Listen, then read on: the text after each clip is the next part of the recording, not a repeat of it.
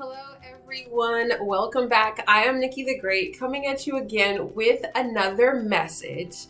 And this message, I know I say this about all the messages, but this one in particular is very, very special to me. I am somewhat kind of a little bit embarrassed to admit that I have not looked at the book of Nehemiah in several years. Several years.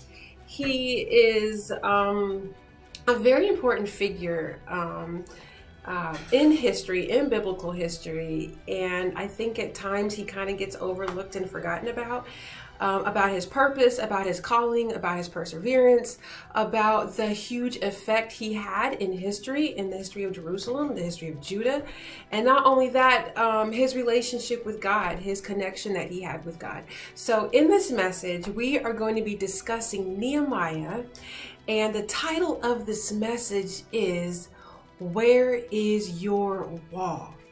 Where is your wall? This is a story of Nehemiah. He is a very, very important figure. I'm trying to get my mind together to be able to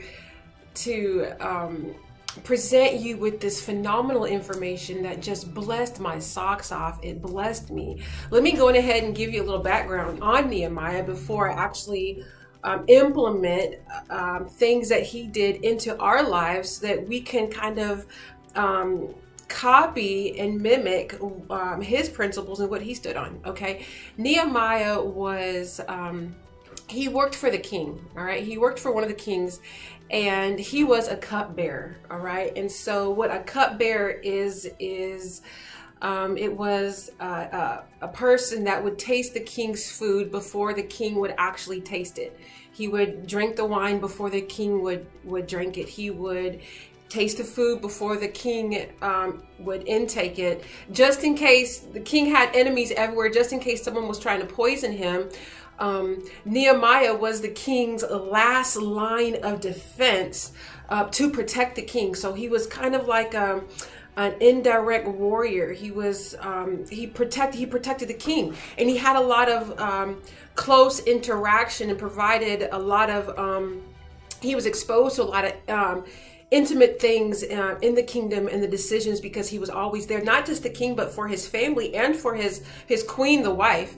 So in this story, there was the Jerusalem, the walls were torn down by their adversaries. It was torn down by their enemies. And so the walls of Jerusalem is not a small city. Jerusalem was a huge, huge city. The walls were burned down, the gates were burned, and the houses inside were burned. They were devastated with the trauma that was inflicted on another nation that had came and just devastated Jerusalem. Okay, and Nehemiah's roots were in Jerusalem. Nehemiah's roots were of the Jews, and he was wrought in his heart. He was hurting. He was depressed when he heard about Jerusalem and the walls down. He felt all that pain of the city within himself, and he wore that. But Nehemiah didn't live in Jerusalem at the time. Nehemiah lived a good life. He was the king's cupbearer. So he had a nice house where the king was. You know, he didn't want for anything. His home wasn't burnt down, but his forefathers and his brethren, they were going through the affliction directly, not Nehemiah. But God put the burden, God put the yearning, God put the depression that Jerusalem was up against. He put that on the heart of Nehemiah, and Nehemiah's countenance was strained. He was upset. He was beside himself. And so he found himself next to the king as his cupbearer. And the king looked at Nehemiah and asked, "Nehemiah, what is wrong with you? You look strange. You look off. What is wrong, Nehemiah?" And Nehemiah, he probably wasn't aware of his countenance. He was somewhat embarrassed, and he said, "King, I'm so sorry. Oh, hail the king. I am so sorry for my sad look." And so he told the king, I'm sad because the walls of Jerusalem have been burnt down, and the home of my forefathers is in shambles. And so the king said, well, the king said to him, what can I do for you? And Nehemiah said, I need some time off, sir. If you would please give me some time off. And the king asked, well, how much time do you need off? And mind you, he had this conversation with the king, Nehemiah did, in front of the queen, in front of the other dignitaries. And the king said, well, what can I do for you? Nehemiah said, I need some time off. The king said, how much time do you need? So Nehemiah told him, I need X amount of time off. And the king asked, well, what else do you need? And Nehemiah said, I need some paperwork saying that I can travel, that I can build up the walls. And with this conversation, Nehemiah obtained favor from the king because of his work ethic, because the way he carried himself, because he was trustworthy. You see, the king, he had a lot of value in Nehemiah, and I believe that he loved Nehemiah because he cared. If he didn't care, if Nehemiah was sitting there sad, he wouldn't have cared, but he cared about Nehemiah. It just goes to show that if you study that book, study the whole book. Okay, I have certain little inserts that I have. I'm going to show you guys, old Raggedy Ann, that she's been through a lot of stuff. I can show you certain excerpts from Nehemiah, but you really need to read the entire book. All right, let me go on ahead. And so with this conversation, not only did the king give him his time off, the king also gave him some men to travel with him and to help, and also signed for him to receive materials, to receive timber to build the walls. And so Nehemiah got the king's men. He had the papers that the king had signed for him, and went off to Jerusalem to inspect for himself the condition of the wall, the condition of the city. And it was worse off than what he thought it was. There was rubble, bricks on top of each other. His horse, the animal that he was on, could barely make his way around to see the full extent of the demolishing of the wall, the burning of the wall. And he was so wrought and so hurt by it. And he began to pray. He had been praying before he even went before the king. I forgot to mention that. But before he went before the king, he was praying. He said, Lord, I feel so bad about the wall. It hurts me to my heart. What can I do about the wall? We are exposed. We are ashamed. And we don't want to be a laughing stock to the neighboring nations that this happened to us. And the reason why Jerusalem was attacked, and the reason why God had allowed the walls to be burned, is because the inhabitants of Jerusalem were not doing right. They were not living according to the laws. They had forgot about the Holy Covenant. They had forgotten about the relationship. They had forgotten about the deliverance, and they began to live any kind of way. And so since they left God, God said, okay, well, do what you guys want to do then. So the walls of Jerusalem were burnt down, and God put a heart in Nehemiah for the walls of Jerusalem. So when he was at the walls of Jerusalem and he saw the devastation, he began to pray again, Lord, look at the walls, look at the city. So he went on ahead and Nehemiah began to build the walls up. He took a section, and then the inhabitants of Jerusalem, they saw him building up the walls. And what do you think they did? Do you think they just sat back and watched? No, another family took to another section of the wall and began to build. And another family saw Nehemiah and the other family, and they began to build. So certain tribes and certain families took certain sections of the wall, and they began to build the walls up. And they began to put the wall of Jerusalem back together. And as they were putting the walls back together, and mind you, these people, they just finished going through a catastrophe. They just finished going through like this war of having the walls burned down and people taken from their families. There was these onlookers, okay, that hated Jerusalem, that hated the Jews, that hated to see them prosper, that hated to see them try to rebuild their lives back together. And they did anything to try and stop Nehemiah and the other families from building the walls of Jerusalem up. But every time Nehemiah met the principalities of darkness that were discouraging them and trying to get them to stop, or try to sidetrack them, or try to threaten them with things, Nehemiah would go to God and he would pray, Lord, I'm trying to build up the walls of Jerusalem and I've got all this help, Lord, but But my enemies are upon us. They're wreaking havoc on us, and they're sabotaging your plan, Father God, that I am implementing. And God would always provide a ram in the bush for them. And there was even times where the builders will be building with one hand and protecting themselves with the other. So I'm sharing the story with you to ask you, where is your wall? Without a wall, you are exposed. Without a wall, other people can see that you don't have any protection. Without a wall, there is a liability of attack. So I want to ask you again, where is your wall? I want to encourage you to build up your wall.